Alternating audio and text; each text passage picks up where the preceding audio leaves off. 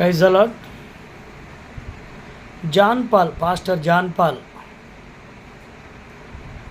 John Paul గారు, మీరు 2 నాలుకలున్న పాము 2 తలల సికండి.